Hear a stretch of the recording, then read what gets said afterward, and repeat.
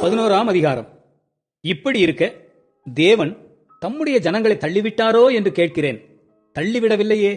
நானும் ஆபிரகாமின் சந்ததியிலும் பென்யமீன் கோத்திரத்திலும் பிறந்த இஸ்ரவேலன். தேவன் தாம் முன்னறிந்து கொண்ட தம்முடைய ஜனங்களை தள்ளிவிடவில்லை. எலியாவை குறித்து சொல்லிய இடத்தில் வேதம் சொல்லுகிறதை அறியீர்களா? அவன் தேவனை நோக்கி, கர்த்தாவே, உம்முடைய தீர்க்கதரிசிகளை அவர்கள் கொலை செய்து உம்முடைய பலிபீடங்களை இடித்து போட்டார்கள். நான் ஒருவன் மாத்திரம் மீதியாயிருக்கிறேன், என் பிராணனையும் வாங்க தேடுகிறார்களே என்று இஸ்ரவேலருக்கு விரோதமாய் விண்ணப்பம் பண்ணின போது அவனுக்கு உண்டான தேவ உத்தரவு என்ன? பாகாலுக்கு முன்பாக முழங்கால் படியிடாத 7000 பேரை எனக்காக மீதியாக வைத்தேன் என்பதே. அப்படி போல இக்காலத்திலேயும் கிருபையினாலே உண்டாகும் தெரிந்து கொள்ளுதலின்படி ஒரு பங்கு மீதியாய் இருக்கிறது. அது கிருபையினாலே உண்டாகி இருந்தால் கிரியைகளினாலே உண்டாகி இராது. அப்படி அல்லவென்றால் கிருபையானது கிருபை அல்லவே. அன்றியும் அது கிரியைகளினாலே உண்டாகி இருந்தால் அது கிருபையாய் இராது. அப்படி அல்லவென்றால் கிரியையானது கிரியை அல்லவே. அப்படியானால் என்ன?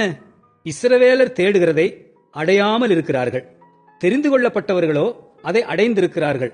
மற்றவர்கள் இன்றைய தினம் வரைக்கும் கடினப்பட்டிருக்கிறார்கள். கனநித்திரையின் ஆவியையும் காணாதிருக்கிற கண்களையும் கேளாதிருக்கிற காதுகளையும் தேவன் அவர்களுக்கு கொடுத்தார் என்று எழுதியிருக்கிறபடி ஆயிற்று.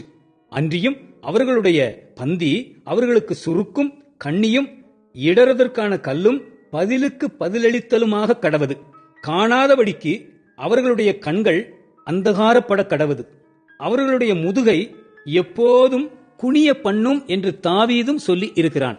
இப்படி இருக்க விழுந்து போகும்படிக்கா இடறினார்கள் என்று கேட்கிறேன். அப்படி அல்லவே. அவர்களுக்குள்ளே வைராக்கியத்தை எழுப்பத்தக்கதாக அவர்களுடைய தவறுதலினாலே புறஜாதிகளுக்கு ரட்சிப்பு கிடைத்தது. அவர்களுடைய தவறு உலகத்திற்கு ஐஸ்வர்யமும் அவர்களுடைய குறைவு புறஜாதிகளுக்கு ஐஸ்வர்யமும் ஆயிருக்க அவர்களுடைய நிறைவு எவ்வளவு அதிகமாய் எப்படி இருக்கும்? புறஜாதியாராகிய உங்களுடனே பேசுகிறேன். புறஜாதிகளுக்கு நான் அப்போஸ்தலனாய் இருக்கிறதுனாலே என் இனத்தாருக்குள்ளே நான் வைராக்கியத்தை எழுப்பி அவர்களில் சிலரை ரட்சிக்க வேண்டுமென்று என் ஊழியத்தை மேன்மைப்படுத்துகிறேன்.